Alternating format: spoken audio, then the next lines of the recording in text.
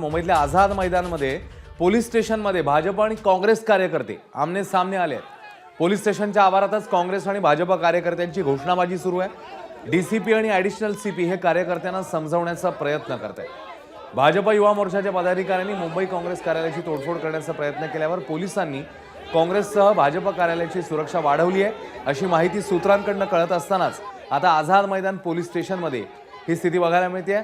दोन्ही कार्यकर्ते एकमेकांना भिडलेले आहेत।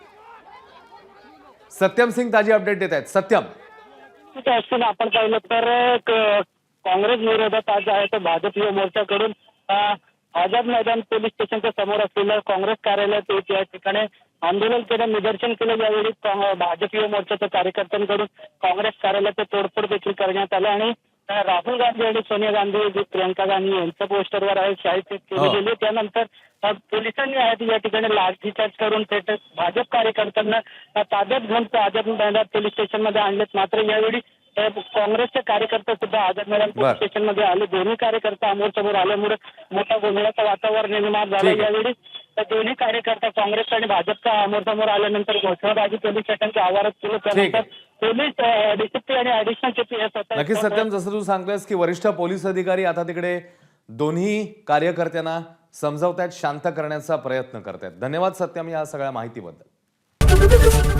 एबीपी माझा, उघडा डोळे बघा नीट।